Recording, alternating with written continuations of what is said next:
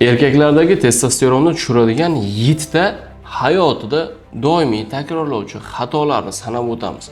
Juda ham ko'pchilik erkaklar yoshim o'tishi bilan testosteron tushib boradi deb o'ylashadi, lekin umuman faqatgina yoshga bog'liq narsa emas va oxirgi faktlar shuni ko'rsatyaptiki, yosh bilan bog'liq emas ekan. Chunki o'zimiz ham bilamiz, atrofimizda ham bor, hattoki 60-70 yoshda ikkinchi, uchinchi xotinni xohlab yuradigan va ayollarga qiziqishi yuqori bo'lgan erkaklar talaygina.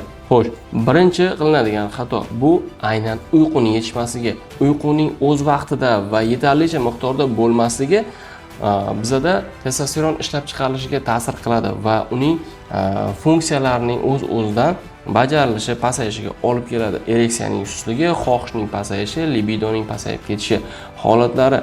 Nimaga aynan tungi uyqu kerak? Masalan, men kunduz kuni bemalol 8 soat uxlayman deydi. Bu yetarli emas.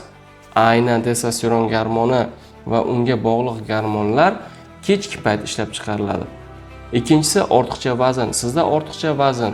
Birinchi subkutanial deydi, ya'ni teri osti yoq qavati. Siz birinchi tashqi ko'rinishdan semirishni boshlaysiz. Qorin osti, bo'ksa sohalarida sizda yog' yig'ilishni boshlaydi. Keyin esa ichki yog'lar paydo bo'ladi, ya'ni visceral yog'lar. Aynan ular sababli visceral yog'lar qancha ko'paysa, eminni testosteron gormonini estradiol, ya'ni ayollik gormoniga o'zgartiruvchi aromataza fermenti miqdori oshishining hisobiga sizdagi testosteron ayollik gormoniga o'tishni boshlaydi va sizda erkaklik emas, ayollarga xos xarakterlar rivojlanishni boshlaydi. Demak, ortiqcha vazn bormi? Undan xalos bo'lish kerak. Uchinchisi, harakatsiz turmush tarzi, ya'ni o'troq yashash rejimi deyiladi, ya'ni sидячий образ жизни deymiz bu narsani. Tasavvur qiling, siz faqat ertalabdan kechgacha o'tirib ishlaysiz va sizning chov sohangizda va umumiy qon aylanish sistemangizda qon aylanishi buziladi. Qon aylanishi yaxshi bo'lmasa, har qanday sistemaga, ya'ni har qanday sistemaning ishlashi susayadi. Qon quyuqlashadi va qon aylanishi sustlashadi. Ya'ni aynan kichik chanoq bo'shlig'idagi organlarda qon aylanishining pasayishi hisobiga prostatit va jinsiy funksiyaning buzilishi sabab bo'ladi. Keyingisi doimiy stress. Doimiy stressda yuradigan insonlarda kortizol gormoni oshib ketishining hisobiga jinsiy gormonlarning funksiyasi pasayadi. Stress bo'lsa, hattoki tez bo'shanishga ham sabab bo'ladi kuchli stress.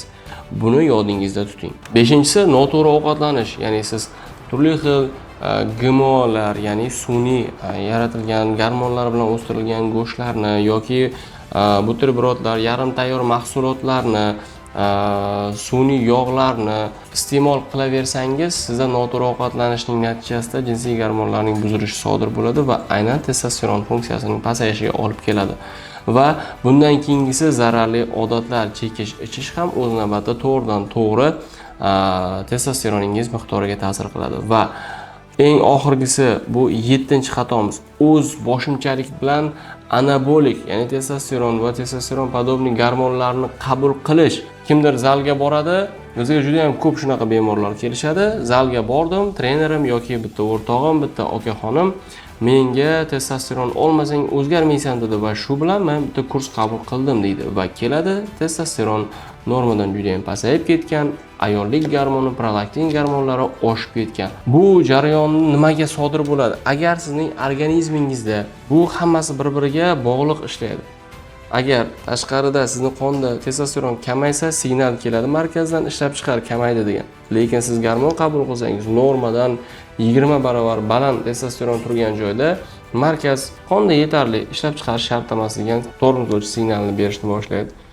Va bu jarayon uzoq davom etganda, hattoki siz testosteron gormonini qabul qilishni to'xtatganingizdan keyin ham u hujayralar susayib, uxlab qoladi, bunday qo'pol qilib aytganda, va testosteron ishlab chiqarmay qoladi. Siz keyin uni stimullab, yana boshqa gormonlar olib, o'zingizni zararlaganingiz qoladi. Shunday ekan, og'ir oqibatlarning oldini olish kerak, o'z boshimchalik bilan gormonlar qabul qilmaslik kerak. Yuqoridagi aytib o'tirgan xatolarni qilmang va sizda barchasi normada bo'ladi va aktivniy obraz жизни, ya'ni aktivniy hayot tarzini o'zingizga odat qilib oling. Agar sizda gormonal muammolarga o'zingizda shubha bo'lsa, bemalol bizga murojaat qilishingiz mumkin.